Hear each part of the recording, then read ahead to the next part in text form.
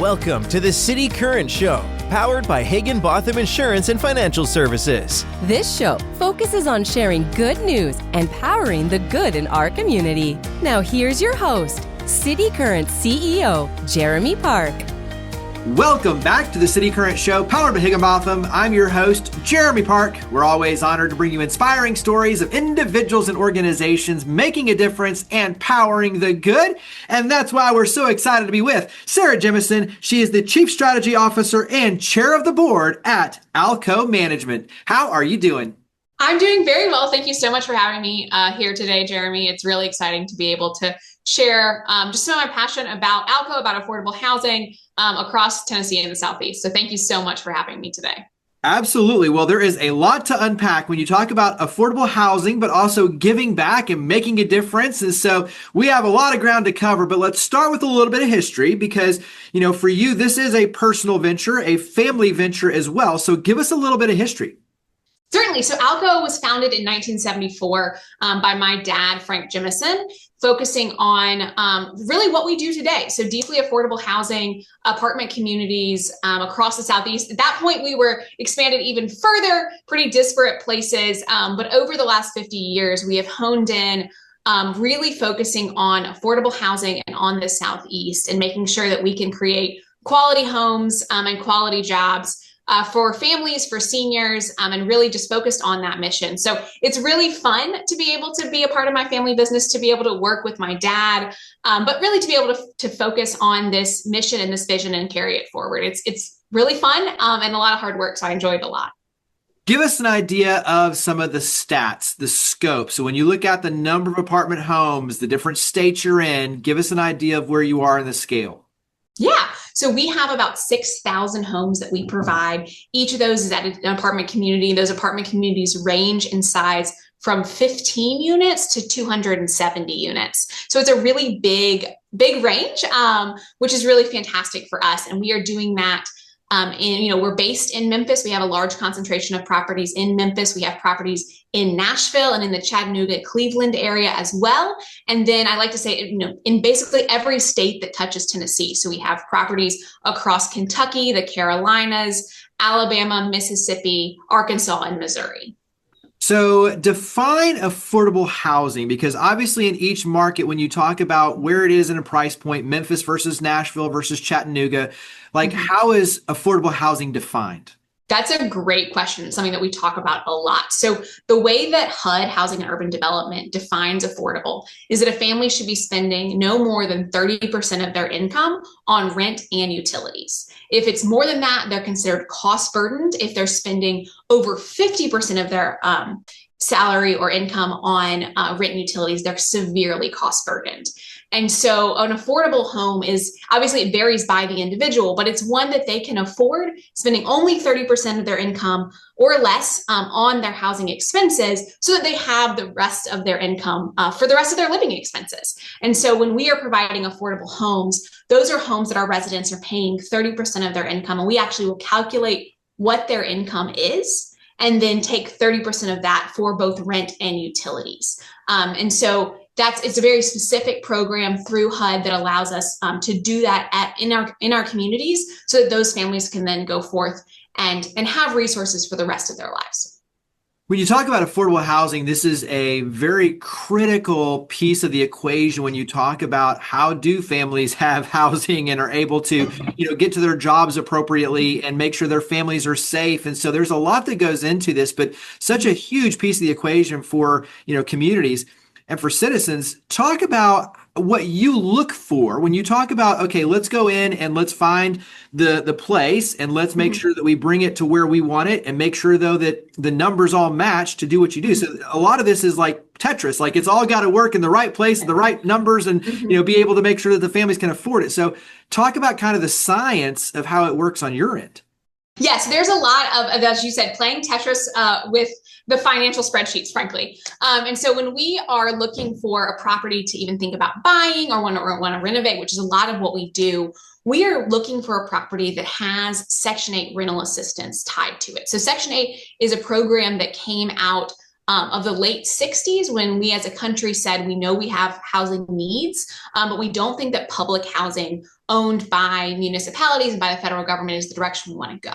And so we shifted as a country to providing contracts for private owners and developers to be able to grow these properties. And so between 1968 and 1982, as a country, we built a great deal of federally subsidized housing where the federal government was committed to providing part of the initial development or the ongoing operating assistance for properties, understanding that to have strong communities, we need to have affordable homes, and we need to be able to provide particularly for the least of these. And so when we are looking for properties, we're looking for that rental assistance that can help ensure that a family who may only be able to pay a few $100s per that 30% calculation, the rest of their rent, the rest of the cost of upkeeping that property is going to be paid through a Section 8 contract with HUD. So that's one thing we're looking for. Then we're also looking for the ability to be able, these properties were all built in the 60s, 70s, and 80s. So they are getting up there in age. And we know if anyone has, I live in a 110-year-old home. I know there's plenty of upkeep, and certainly our properties built in the 70s, there's a lot of upkeep. And so we are also looking to be able to renovate those properties so that we can ensure, because our mission is not only affordable homes, it's quality affordable homes. And so we are going to be using the low-income housing tax credit, which is another federal program administered by the states, to be able to renovate those properties, to come in and put in new kitchens, new bathrooms, accessibility. Obviously, our understanding of what a property is for accessibility standards is really different than 1975. So we're going to be putting in different resources. We want to be able to take care of the roofs and the plumbing and all the different aspects that go into making a quality home for the long term. And so we are looking for where we can couple that Section 8 rental assistance with the low-income housing tax credit. So we love, we are all across the state of Tennessee. Tennessee Housing Development Agency is a fantastic partner. They understand this need for being able to renovate properties. And so we work and partner with them and with investors to be able to say, we're working on properties in Memphis right now. They were built in the late 60s. We've already renovated them actually once, to now be able to come in, partner with the states. The states will have specific requirements and say, hey, we want to focus on properties that have a community space, that have a playground, that have different resources and supports, that maybe have ongoing community support, and that are going to be deeply affordable. And so we figure out if those requirements meet our mission and meet what we're able to do with that property, and combine all those different things into very complicated Tetris, as you said, to be able to launch into what's going to be a 2-year renovation process, and then a 15 to 30-year affordability commitment beyond that renovation. That's why I love this show, though, is so many things are way more complex. Like you hear about it or you think about it, but then when you dive into the business side of it, to how it all works, that's where this to me is extremely fascinating. But it's so important to be able to say, okay, this is exactly like how the formula works to be able to do community good, to power the good. Exactly. And so talk about some of the trends, because obviously technology has dramatically changed over the years. And so with that, when you talk about renovations, like what goes into an apartment home for a family, what are some of the things, though, that when you look at the trends, and this can be from the business side or obviously the home side, that have really taken place that are major trends in the business right now in the industry? Yeah, that's a great question. There are parts of it that definitely have changed with technology. All of our residents apply online when they recertify, because their rent is based on their income. Every year we say, okay, what are you making this year? Let's make sure that we've got that information so your rent is correct. All those pieces are now online. And then there are also parts that are just bread and butter property management. Your community managers walking the property, they're moving through it, they're seeing, and that's a lot of that work stays the same. But what we really do see is understanding this combination that homes can be a foundation for people's lives, but you're living your whole life in this community. You may not be living there for your whole life, but all the different aspects of that. So we've got kids getting dropped off from school, making sure we've got these different programs. And so one thing that we see more and more is states focusing on what kind of social services can we provide. if we have 200 families who are in need of deeply affordable homes, who for our properties, usually someone qualifies as extremely low income. So they're below 30% of the area median income. So these are families with great need. And so then how can we couple? We know we have families with need. We know where they are. Clearly, they live right at our property. And so how can we bring in community services? And it's something that we're seeing, and it's really exciting to see across the country, is how do we do that well? If you can embed a service coordinator, maybe someone who has a social work background and can provide support for families and say, while you're living here, can we make sure that your kids are enrolled for school? Can we make sure that you have the supports you need to be able to find a job, to be able to find healthcare, to be able to provide for your family for food? So how can we help coordinate all those different programs and support you? And it's something that's really exciting to see, because we really want the homes that we provide to be foundations for people to launch their lives forward. Come, stay here, know that your housing costs are controlled and contained. They're not going to go up crazy every year. If you lose your job, you have support. So while you're here, let's help move your stable life forward. Talk about your team, because you mentioned, property managers, but then also to collaboration, because as you're talking about, I'm thinking like in Memphis, Agape Child and Family Services that loves to go into apartment communities and work with tutoring and family services and support. And so the collaboration that's so necessary in those communities. So talk about your team, talk about collaboration. Yeah, it's definitely, we say it takes a village to raise a child. I think it takes a village to do affordable housing well. And so we are working at any point in time with a lot of different partners. We've got none of what we do could be possible without, we work with First Horizon Bank, with Regions Bank, with Pinnacle, all these different community partners who are committed to being invested in the communities where they are, be that Memphis or Nashville or really across the Southeast. So that's a huge partner. We are great partners of in Memphis, the city of Memphis, or the city of Nashville, or the city of Franklin, working with those different city partners to be invested in these communities. We are, great partners with MPD, working with them regularly to come in and say, hi, how do we make our communities safer? But then also, as you said, working with nonprofit partners. So we have worked with Agape in the past, with Neighborhood Christian Center. We work with Memphis Allies and Youth Villages. We work with Wesley Housing, which is a senior housing provider, and they support on our senior properties. And so we love these community partnerships and are always looking to expand them, to provide more resources for families. Because we know, as we said, we have families who have needs. We can work on the housing, but then how can we provide other supports? And so it's really fun. That's a great part of my job, that I get to work with different community partners who care about our residents in the neighborhoods where we work, so that we can together work to strengthen these communities. Obviously, there is a philanthropic piece to what you do just as a business, but talk about the philanthropy. And I know that you look at Carpenter Art Garden and so many nonprofits that you all support. Talk about why that community investment is so important to give back and support local nonprofits in the communities. Yeah, I think that's a great question. It's something that's really just core to how we exist as a company. If we're going to create quality, affordable homes, we want to support the communities where we are. So yeah, that's working with Carpenter Art Garden, which is a fantastic nonprofit located in the heart of Memphis. It's also directly between one of our single largest property, Chickasaw Place Apartments, and the community school, Lester Community School, right down the street. And so we know that the vast majority of the families that are served at Carpenter Art Garden are probably our residents, and by being embedded in the community, they are making the community stronger. And so we want to be a part of that. And so we know we're not going to be, we're going to focus on the bread and butter of property management. And we want to focus on who is supporting our residents in other ways, who is working to advance affordable housing across the city, and how can we, so whether that's Carpenter Art Garden, the Hospitality Hub, working with community groups in Fraser, where we have the highest concentration of our properties.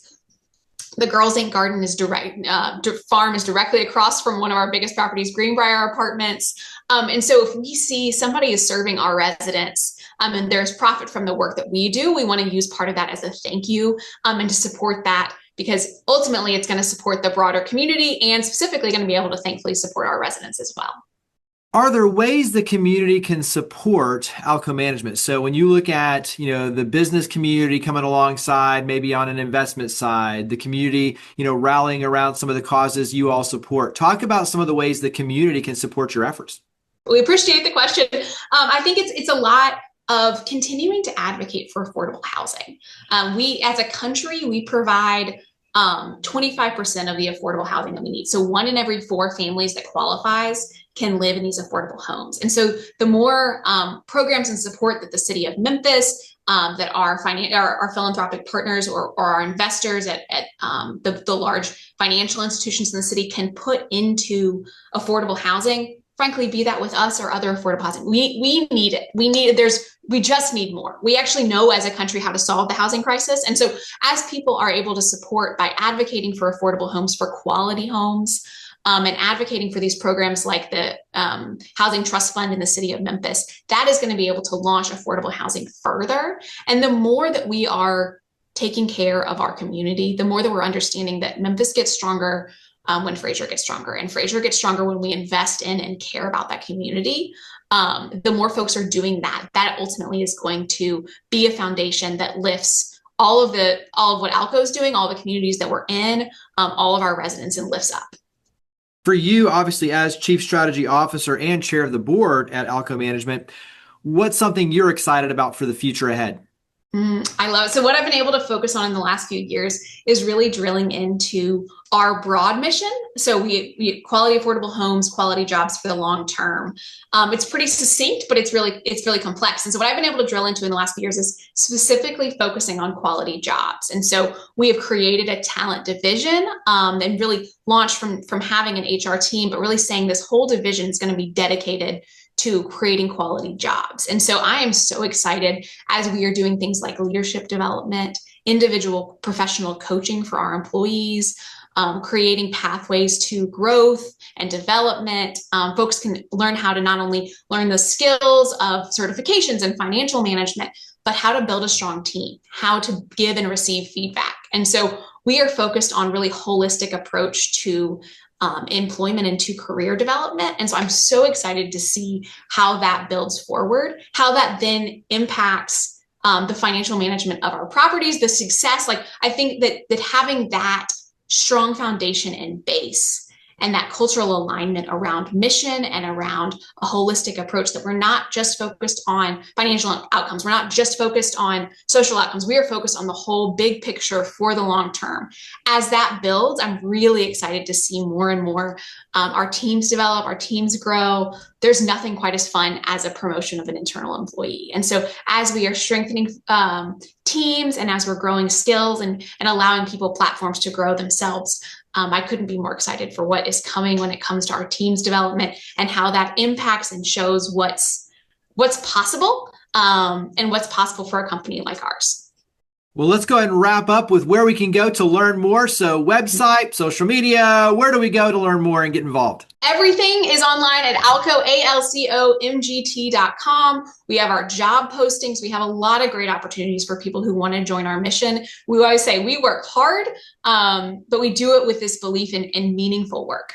And so we have great opportunities for folks to join our mission there. If people are looking for an affordable home, that's also accessible through ALCOMGT.com. You can see all of our communities across the Southeast. And as I said, our applications are right there online, so people can apply there. And if they just want to know more about what it looks like to be providing affordable homes, what are the challenges to that? How is it that we've ended up where we are, where we have so few affordable homes? Please follow us on Facebook, on Instagram, on LinkedIn, follow our website, be a part of creating this holistic community where we can be building up together. Well, Sarah, thank you for all you and your amazing team do to power the good. Thank you for coming on the show. Awesome. Thanks so much for having me, Jeremy. I really appreciate it. Higginbotham Insurance and Financial Services is proud to power the City Current Show. We're a people-first company that protects what matters most, the families, businesses, and trailblazers that keep our community going. As one of the nation's top independent insurance firms, Higginbotham is a single-source solution for business insurance, employee benefits, HR services, and personal insurance that's customized for you. We're here to serve you, the people you care about, and your community. Call 866-377-1959 or visit higginbotham.com.